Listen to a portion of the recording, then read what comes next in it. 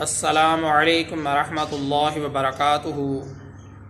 محترم سامعین، آج کے ٹاپک میں ایک شرعی مسئلے کی وضاحت کرنا مقصود ہے۔ وہ شرعی مسئلہ یہ ہے، یہ جو خشک روٹیاں ہیں آج کل ان کی خرید و فروخت ہوتی ہے۔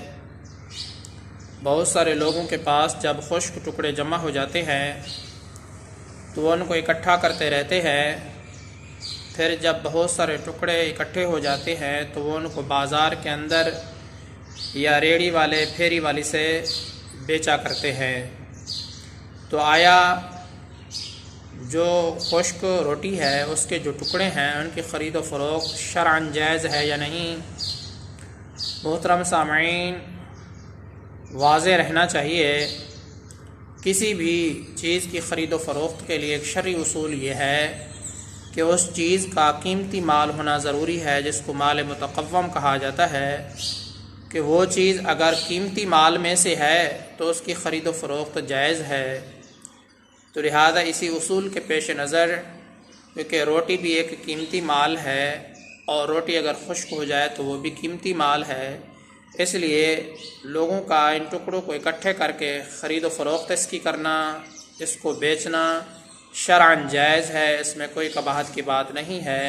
خشک روٹی کے ٹکڑوں کی بیع کرنا، خرید و فروخت کرنا شرعی حساب سے جائز ہے۔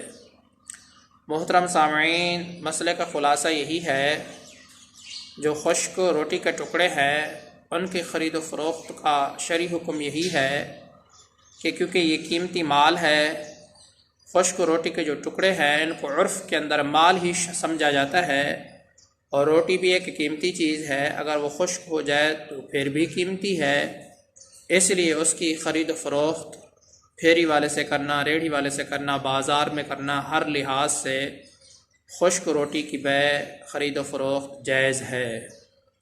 محترم سامعین، امید کرتا ہوں کہ آپ کو یہ مسئلہ ٹھیک طریقے سے سمجھ میں آ گیا ہوگا۔ میں آپ سب کی دعاؤں کا طلبگار ہوں۔ محمد ثناء اللہ فاروق۔